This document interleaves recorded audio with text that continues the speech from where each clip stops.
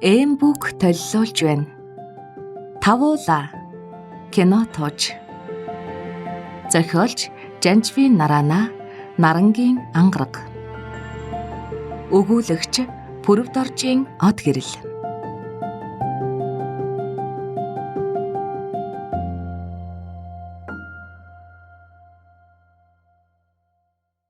Эхлэл. Ундрах таавар хэмээх өндөр барилгын өмнө ирж зогссон гялгар хар тэрэгнээс хоёр бүсгүй донжлог буугаад ихэмсэг хээнцэр алхаагаар хөл нийлүүлэн шатаар өгслөө.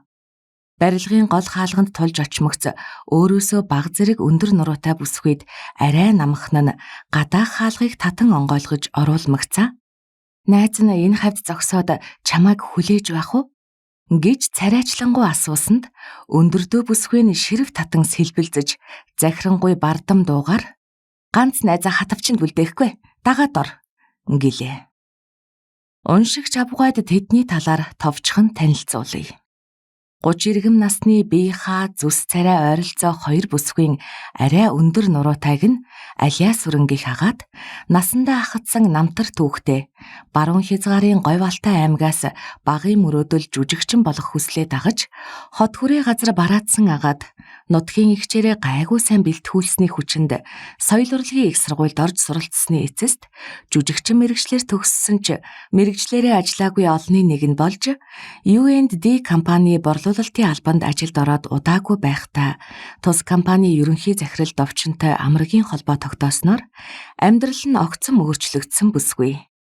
20-од насаар ах хүнийг янз бүрийн аргаар лавхан атгаж авсан энэ бүсгүйд довчин эхлээд өөрийн компани ашиглалтанд оруулсан 2 өрөө байр өгөөд өөрөө дуртай цагтаа очиж хоног төөрүүлдэг болмогц дундаа ганц 2 жилийн зайтай 3 охин дараалан төрүүлсэн алиас сүрэн яах яраггүй баг хатан болж байр сууриа бэхжүүлжээ. Эхэндээ 90 очин байсан довчинг нэг л мэтгэд аваал ихнэр ганцхүү 2 дээрээ очихын ч болиулж чадсан баг хатантан одоо харин энэхүү барилгыг өөрийн болгох шунал тачаалдаа эзэмдүүлж яваа цаг мөчид багын найз жимсэгийн гуйлтыг биелүүлэх нэрээр өнөөдөр ийхүү хэд цахиж галаасаан хэрэг мандуулахаар ирж буйн энэ бүлгөө.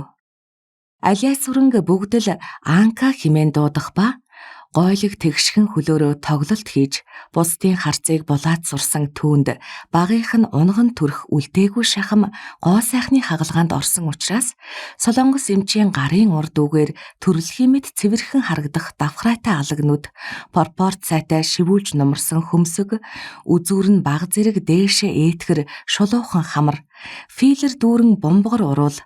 Энэ бүхнээс гадна баруун нутгийн бүсгүйчүүдэд илт тодордог дөрвөлжин шанаага маш цэвэрхэн засвалсны буянд өөртөө таалагдсан хүсэмжит дүр төрхөө олж авчээ. Оюутан байхдаа нэгэн кинонд хөдөөний монголжуу дүр төрхтэй охины дүрс тоглосноос хойш тэрээр өөрийн иймэрхүү дипажтай дүрд найруулагчид тоглуулах юм байна хэмээн ойлгож авснаас хойш алдартай од жүжигчин болох багын мөрөөдлөө нэг мөсөн таягдан хаяж довчингийн буйнаар солонгост дахин төржээ. Түүнтэй хамт яваа жимсээ найз нь бигэр сумаас аймгийн төвд суралцахаар ирэхдээ Анкагийн ангид шилжин ирснээр нэг ширээнд хэдэн жил тохоо нийлүүлэн суусан. Хожимоо хотод нэгэн багахан хувийн дээд сургуулийг сэтгүүлч мэргэжлэр дүүргэсэн ч хотод тансаг амьдрах дэврэн мөрөөдлөө биелүүлж чадаагүйчүүдийн нэгэн тод төлөөлөгч. Эдүүгээ бас л нэгийг сэдэж үүндээ Анка найзаа гуйж бүтээлгэхээр зусардан гүйж яваа нь энэ. Нуруугаар арай намхан энэ бүсгүй найзыгаа бодвол Монголдо гоо сайхны багахан засварууд хийлгэсэндээ гутарч яваач гэлээ. Ягаад ч юм Анкатай хамт явахдаа барьцдаг юм уу? Эсвэл зориг ордог ч юм уу? Хүзүү толгоогоо дээш өргөн хөл нийлүүлэн ихэмсэг гихч нь алхдаг атлаа. Хамтдаа хаяахан ууж идэж суухдаа аймгийн төвийг болохоро чи багада морь бараг унаагүй ах уу? Гэтэл миний хөлийг хар. Намайг энэ муу майг хөл гутаагаад хэрэг алга гэж гомдоллно. Сонссоор байгаад дургүйн хүрсэн үү яасан Анка нэг удаа наад майгийг чинь засаж болно гэж байна. Унтуулгатай оруулж хөлийг чинь хуглаад дахин шинээр бороолуулахаар майган засархаас гадна бүр өндөр болдог гин гэжээ. Үүнийг сонссон жимсээ айсандаа алаг нүд нь аягнаасаа гарах шахан бүлтийгээд "Пээш, за ёстой барахгүй даваа юм байна. Майгч гэсэн эхээс төрснөөрөө байж чимнэ" гэснээ бас хашрахгүй "Нэрээ өндөр болсон хүн байдаг болов?" гэж асуухт нь Анка "Нэрээ миний нэг таньдаг ихч энд хийлгсэн байна. Солонгос бол нэлээд үнэтэй ч гэсэн хүндрэлгүй хийдэг гин" гэснээр тэрээр огтхонж тоглоогүй бодит мэс заслын тухай ярьсныг ойлгосон жимсээ дотроо бас нэгэн далдхан хүсэлтэд амьдрах болжээ. Харин энэ удаа тэрээр Анкагаас нэгэн зүйлийг аминчлан шалж гуйсны эцэст зөвшөөрүүлж хамтдаа ирээд байгаа нь энэ.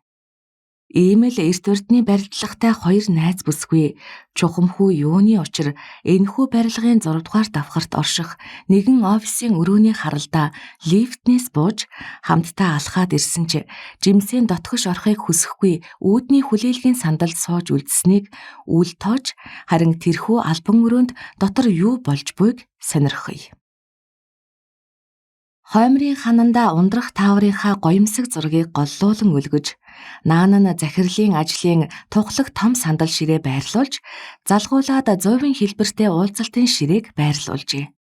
Уулзалтын ширээний ард 6 сандал, цонхны эсрэг талд офисын 4 шүүгийг зэрэгцүүлэн тавьсан агаад баруун болонд 2 хүний нүүр тулсан ярилцлага хийх боломжтой кофений ширээг 2 сандлын хамт тавьсан энэхүү цомхон албан офисын өрөөнд нэлийн чамбай эзэн суудгийг илтгэх мэт ганц ч илүү эд эдлэл алга. Ажлын том ширээний ард нэгэн бүсгүй сууж, албаны утсаар хүндий дүү хүйтэн өнгө аясаар ярих эрэгтэй яриаг чанга яригчаар сонсож суулаа.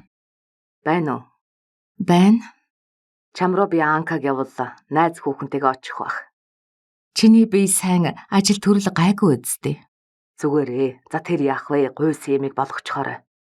"Чи хүүтэйгээ ойрд ярьсангүй." "Тэгж байгаад яринаа. Анка наад руу чинь явсан. Одоо очиж байгаа."